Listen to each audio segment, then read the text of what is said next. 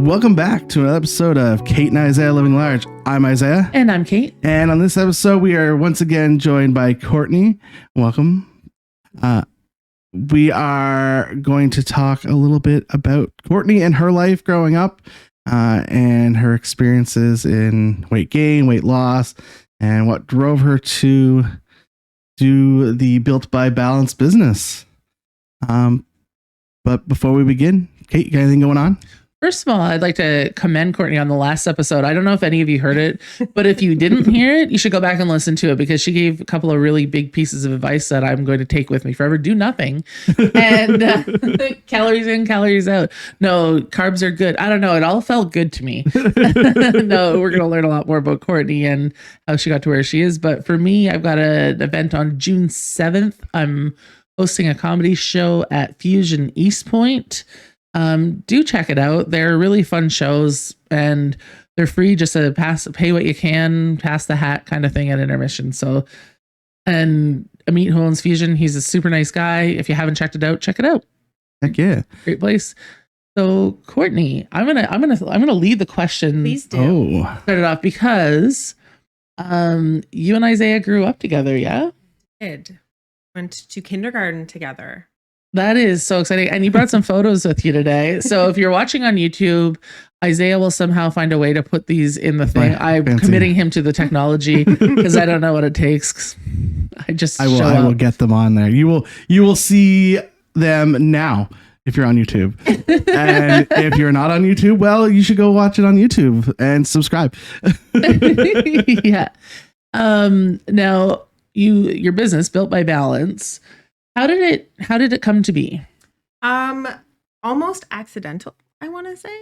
I hired my own coach back in 2018.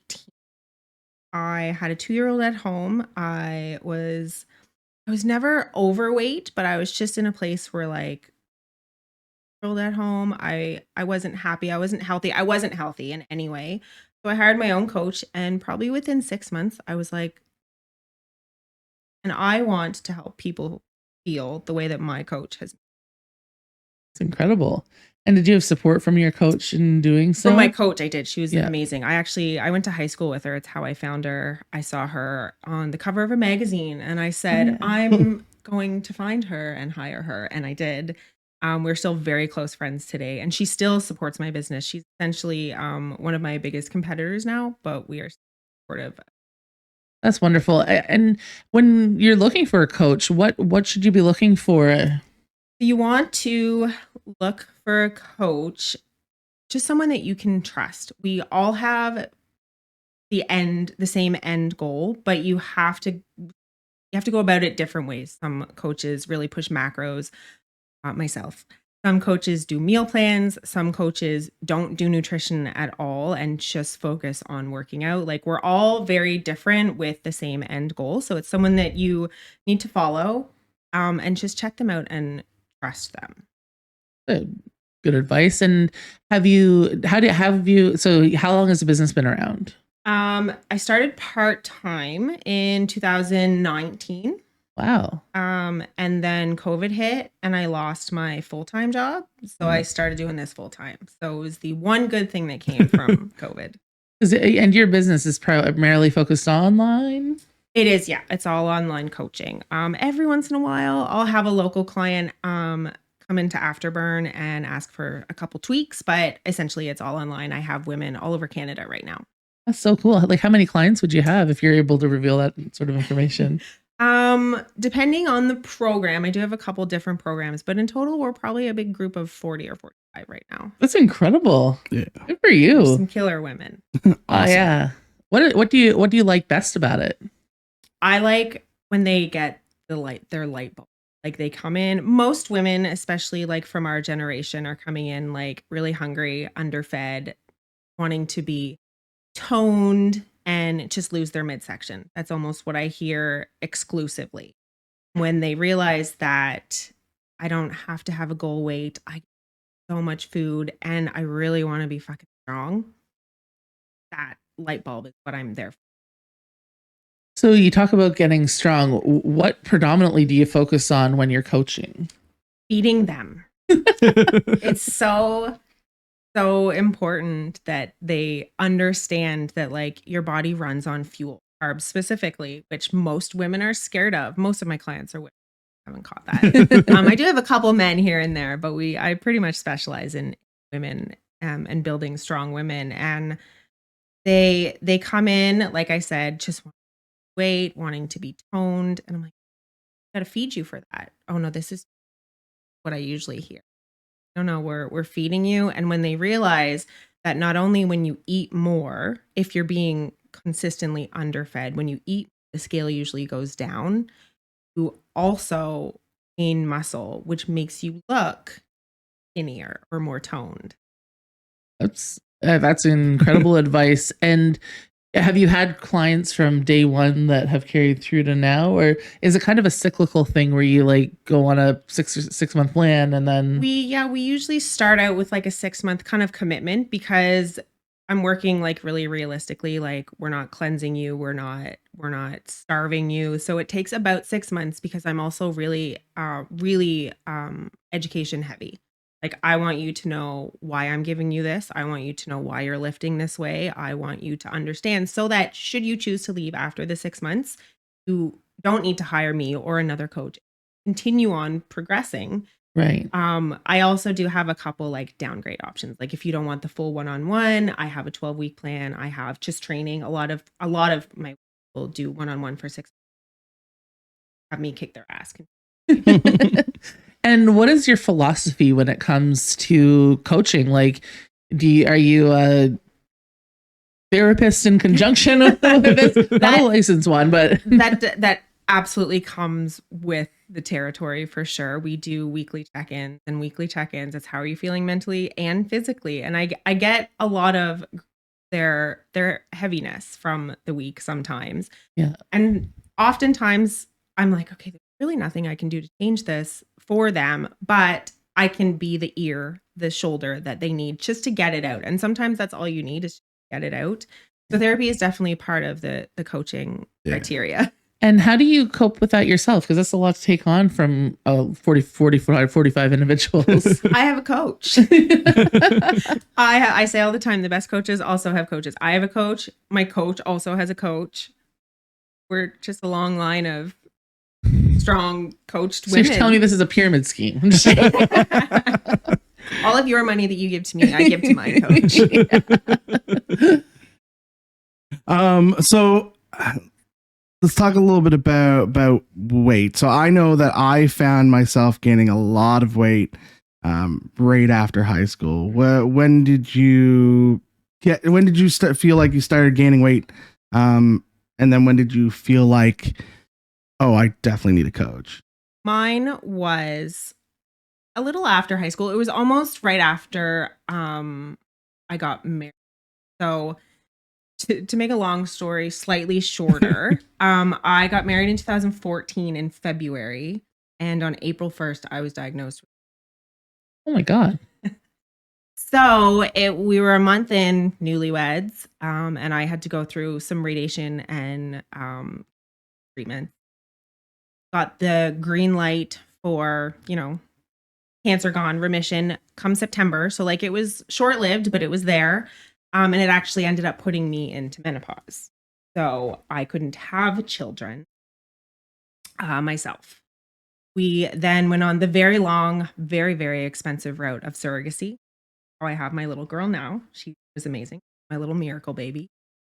But it was just a lot of like taking care of other people, taking care of the bills, taking care of, I was in school for engineering at the time as well.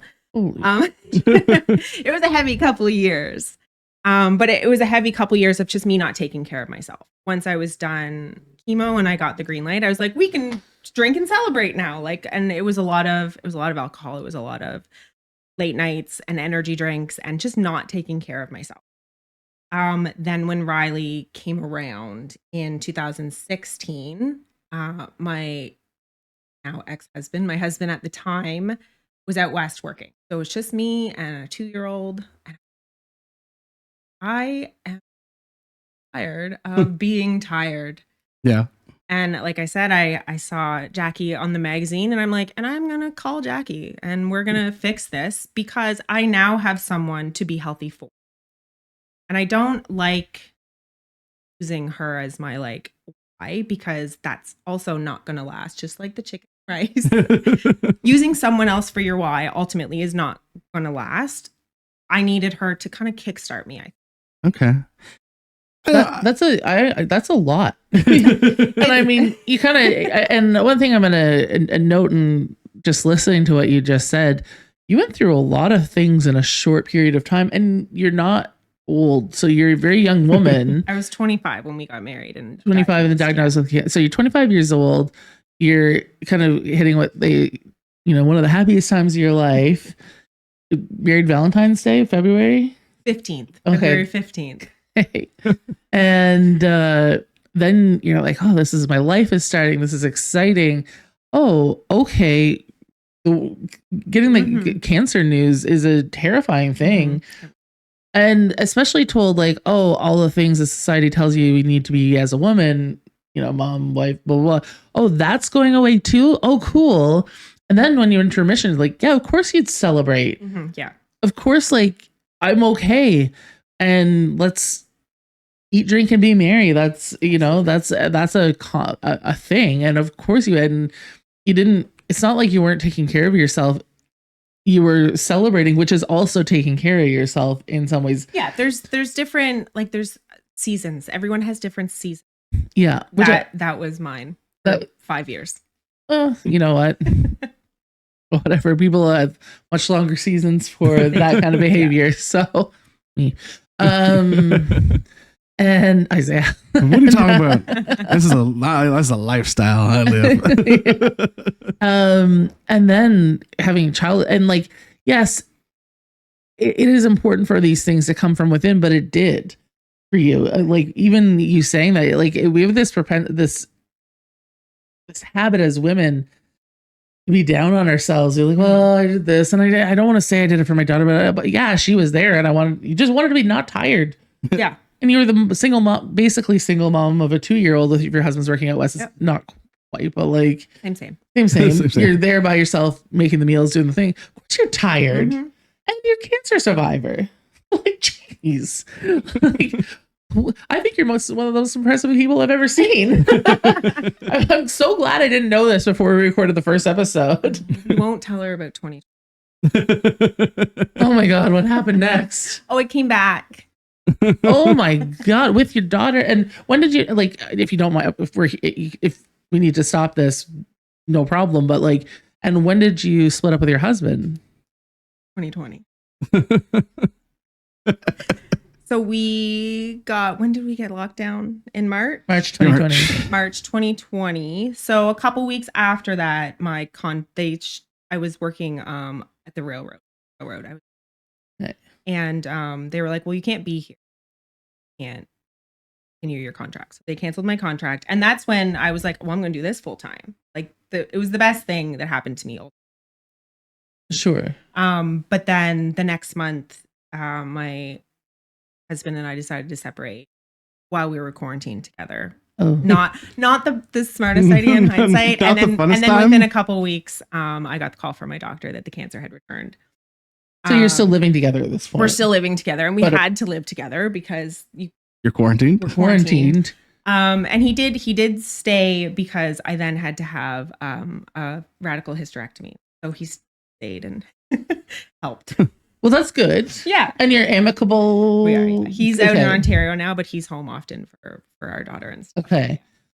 So neither of you are terrible people. It just didn't, it just didn't work. It just, yeah, it was just, I think it was more than any marriage normally would have gone through. Yeah. It's a lot. It's a lot for any. And it was like 6 years of just everything on top of, and then a pandemic thrown in. Right. And I also say, like, I changed essentially, like my lifestyle, my whole life. And he was still the person he was that I married, and that's fine, but we were not the same people that got married. Right. And that happens when it does. you can see people who get together when they're in high school and then they kind of grow up together and there are pivots, but they kind of take that journey together. Right. Not that you got together in high school, and then that can be a sustainable thing, but everybody grows, and sometimes you just grow differently, and that's Absolutely. also okay. Yep. As long as there's no cruelty and No. and meanness and all that kind of stuff, says single me. I'm an expert. Expert at being single. Yeah, I'm not even good at that, Isaiah. So then you're doing this. You're in remission now. Please tell me. I am, yes. Okay, we didn't get to that part. Yeah, we're all good now. Okay, but you had set yourself up for success. Not that this is a be all and end all, but at least I suspect the fact that you were doing things, it's not going to cure cancer, but it's certainly going to make you feel better and stronger 100%. when you have to undergo Yeah. treatment. I was shortly after my surgery when I recovered. At that point, minus the cancer, I was probably the healthiest I've ever been, mentally, physically, everything. Because I don't know which one of you said the word, but that was my lifestyle at that point. Yeah. Like just eating mostly the good stuff, still drinking beer because lifestyle. Right. And do you still drink beer? I do. Okay. That's okay. She's going to join us for the 5K next year. Next year. Next year. Yeah, yeah, yeah. Next year, yeah. You can bring your daughter too, but not for the beer part. No, So, how do you like with your daughter? I assume you try and instill some of your learnings of food, nutrition, and things like that with your daughter. How do you do that for a child, like especially with her age? So for us, we have, and I put in the simplest terms possible. We have always food and sometimes. We do, I always have fruit and veggies cut up in the fridge. She can have that whenever. She doesn't have to ask for it. She can go and grab them. Her supper is an always food. The dessert she has afterwards every day is a sometimes food. We went for ice cream for dinner the other day because sometimes. Yeah. But she knows that the stuff that makes you strong, that makes you healthy, and that helps you grow is you can have always. That is the best. It's to steer away from good and bad foods. I don't want her to ever think that eating ice cream is bad. Yeah, because that makes you just want it more. Yeah. And then Or eat the whole tub, avoid it, which is or eat the whole worse, tub of it Right. Yeah. sneakily in a closet somewhere. Yeah. Or, dump icing sugar down your gullet because that's the only sugar that's in your house because you're raised in a diet culture by generations of Right. I'm trying diet to culture break people. that diet Yeah. culture generation with her because we're all brought up with it. I was too. Like when I started eating and I had call it a PWO, a post-workout. My post-workout snack right now is a protein shake Pop-Tart. Nice. But like to have that on my meal plan 6 years ago, I was like, you want me to have Pop-Tart or like a handful of like fuzzy peaches? This is on my meal plan. I'm gonna lose weight on this. Yeah. And now it's something I eat like almost every day. My sister and I were talking about this, how her kids, she and I both were like fiends of Halloween. We'd get our Halloween candy and it would be the one time that we'd be allowed to have full access to junk food, and I'd have it all eaten in 2 days. And if I'm being generous, it was 1 day. And I'd be sick. And do you think that's because you restricted the rest of the year? And it's not that I don't want this because my mom is wonderful, but she was raised in a diet culture, so she was always concerned about her weight. And Almond moms, I say we had almond moms. Right. They ate almonds for snacks. Exactly. And 12 almonds isn't enough to feed you. It just is, but that's a serving. Mhm. And but my sister, there's always stuff in their house and her boys don't care one way or another. She said she just got rid of their Halloween candy like a week ago. It's June. It's almost June. Mhm. And because they just don't care because they can eat it whenever they want. Yep. And not to say they don't love sugar because they do, but it's not like If it's not like a scarcity, then it's not a big deal. it's just there. Mm. And she said even herself, because it's around all the time, she doesn't eat it like she would have when we were kids. Whereas I still I mean, like everyone's different. So some people, some clients, I will say, if you can't just eat 2 of the Oreos, don't buy the Oreo. Yeah. We can get you eventually to a place where like you don't have that scarcity mindset where you don't need to eat the whole tub of ice cream or the whole row of Oreos. Right. But if you're not there, we'll work you. Yeah. But ideally, that's the end goal, is that you can have Halloween candy.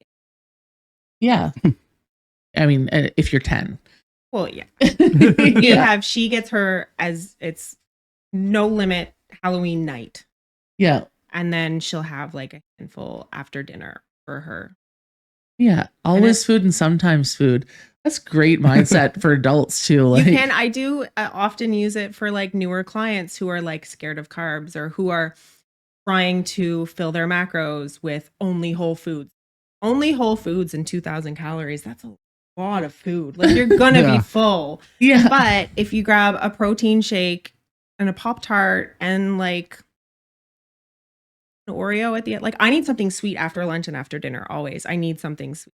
Yeah. So if you have like an Oreo and your coffee, like those calories add up. But I want you to focus on like 80 to 85% always food, every day. Yeah, that's so good. I had another coach, she talked about the 80-20 rule, like 80% of the Mhm. time Yeah. you eat super well and 20% of the time is whatever. Exactly. That's your 80% always food Yeah. and Wow. 20% sometimes food. That's just terrific advice. I have a confession to make, and I don't even think I vocalized this to Isaiah. I had a concern in my own head about having a trainer come on because I'm like, oh great, some skinny bitch is gonna tell me what I'm to do. She doesn't know my life. She doesn't. And like, this has been one of the best episodes I think we've Oh, good. recorded.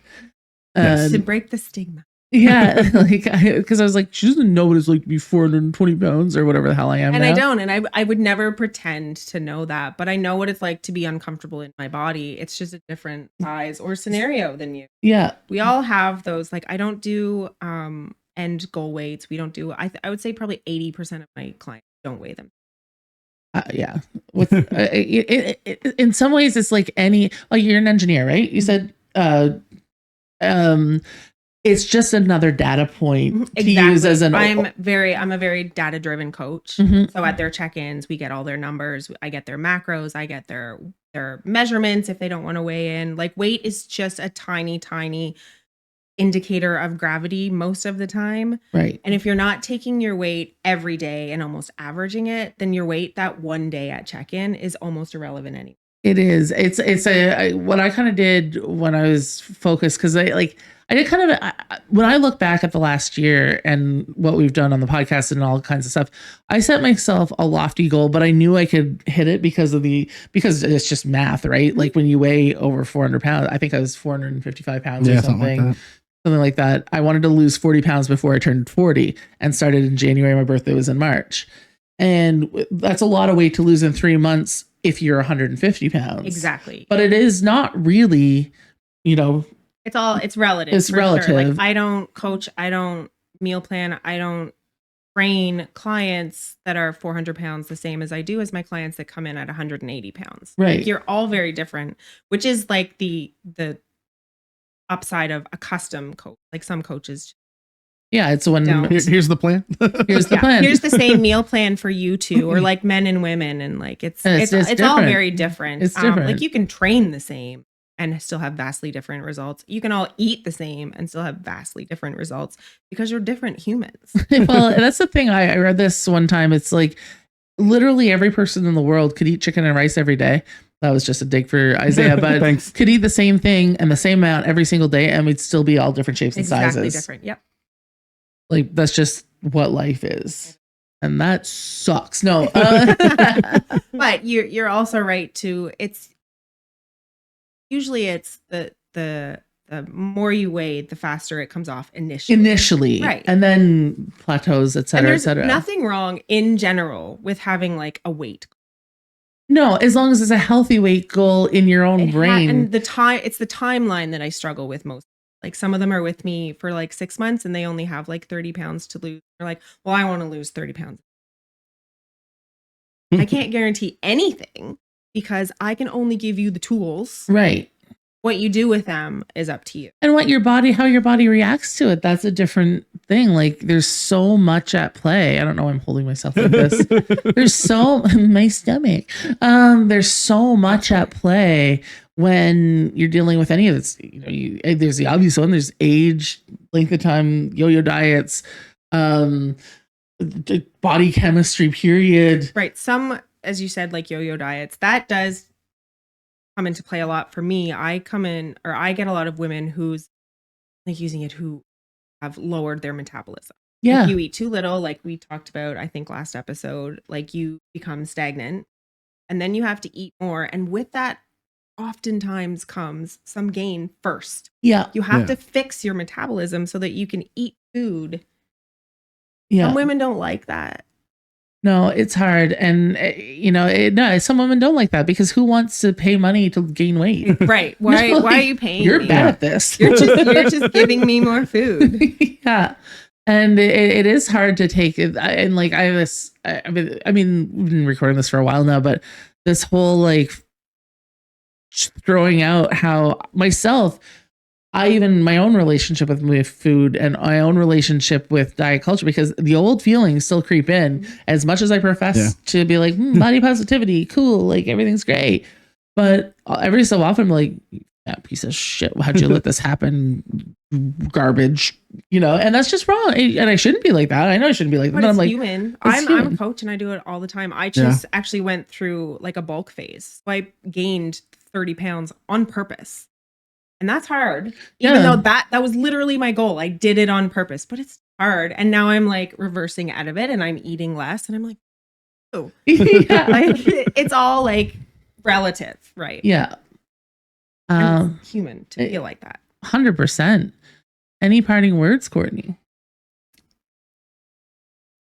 Eat more. All you girls, eat more, please. I like that advice. Not you. No, not me. Okay. We'll talk about you after the episode. Just kidding. All right. Where can people find you on the internet? They can find me on Facebook and Instagram at built_by_balance, and my website is balance.ca. And the website will be linked down below in the description. What about you, Kate? At Fat Caitlin on TikTok, Kate D on Instagram, Caitlin D on Facebook, and Kate and Isaiah Living Large on Facebook. What about you, Isaiah? I am a Maritime Brews on all of the social medias. Again, if you want to donate to us to buy that new camera, we do have the Buy Me a Coffee linked in the description below. And if you're listening on Spotify, Apple Music, wherever you listen to your podcasts at, you can also catch us on YouTube. And if you're watching on YouTube, if you can like, share, subscribe, and we appreciate all the feedback and everything you give us. So until next week. Thank you so much, Courtney. Thank you, Courtney. Until next week. Bye. Bye.